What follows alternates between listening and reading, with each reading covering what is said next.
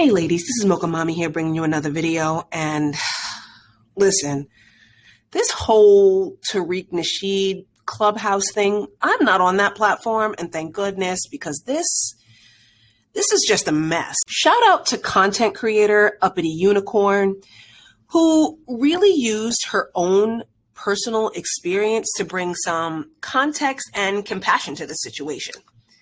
You know, my sister is a board certified physician. She is a psychiatrist. And I remember over the summer, it was around June or July, we were talking on the phone and she was telling me how there were several patients that she had not seen in months.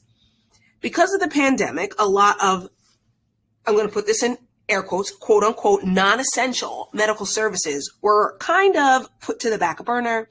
A lot of their office space was converted so that it could accommodate people in the pandemic. And even today, you have a lot of psychiatrists who can't do the amount of cognitive therapy and behavioral therapy appointments that they used to do because you have to have less people sitting in the waiting room.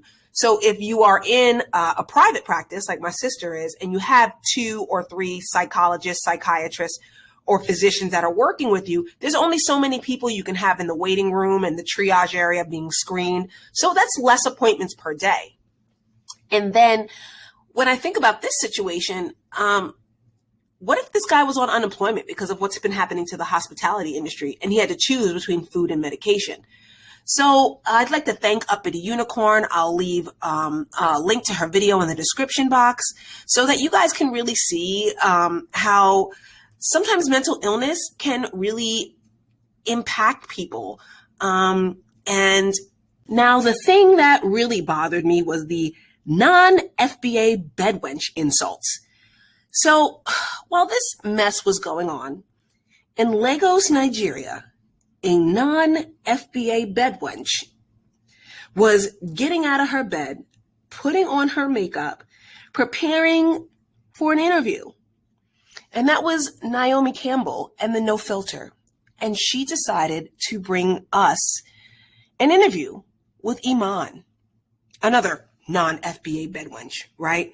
And this was such an impactful and important interview that I think will be so important for our own feminine. So can we first acknowledge how beautiful this 65-year-old grandmother truly is?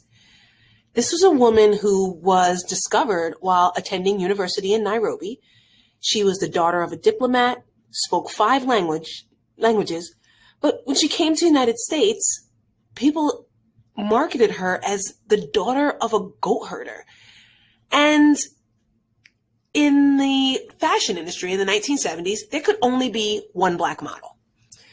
So basically they made black models kind of just scrap it out and fight each other over modeling jobs for campaigns and runway shows. So Beverly Johnson was the top black model at that time and was noticing how people would talk around Iman and through Iman because they assumed she didn't speak English. Now, because Iman had never worn makeup or high heel shoes, she was a little confused at the audition. So Beverly Johnson got down on her knees and helped her put her high heel shoes on and zip up her dress. And she said, "You understand everything everyone around you is saying, don't you?" And of course, Iman says, "Yeah, I did." And wouldn't you know, they both got that runway show. And from that moment on, they both decided that they were going to end the bickering and the cattiness and just present a united front as black. Now, Beverly's friendship and mentorship meant so much to Iman that when 18-year-old Naomi Campbell first came onto the scene, Iman decided to pay it forward. It was clear that Naomi's talent and beauty was undeniable. But not only did she take cues from Iman, far as makeup, fashion, and runway, but also her passion for mentorship, for helping and building alliances with other young black models from around the globe, helping them to find support and encouragement. Naomi Campbell has even confessed to sleeping on Iman's couch when she was afraid and alone on other continents and parts of the world. And now she does the same for other young models.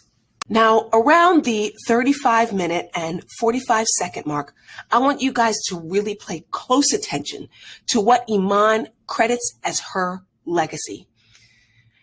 Right before her retirement, she had gotten photographer Annie Leibovitz to create an amazing editorial piece that featured her and 15 of the top Black models from around the world at that time. When you look at that photograph, you will see the wives, the mothers, the business owners, the creative directors, the fashion designers, and the icons of Black women that we see today. That photo was her legacy.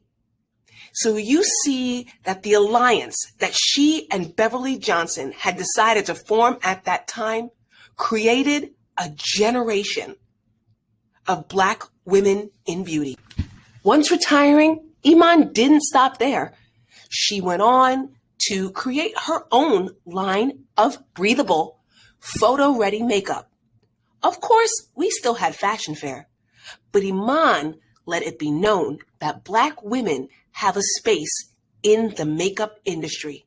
She went on to be an inspiration and a source of information for when Pat McGrath left Max Factor, for when Rihanna's Fenty went global.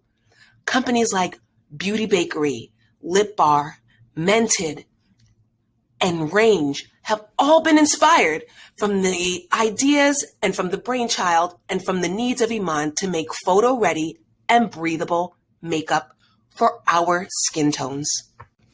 Iman's very public persona also, she had a very thriving private life. She had her daughter Zuleika with NBA player Spencer Haywood, and when that marriage ended, she was single for a while before being set up on a blind date with rocker David Bowie, and their 26-year union had yielded the daughter Alexandra. Iman is also a very proud stepmother.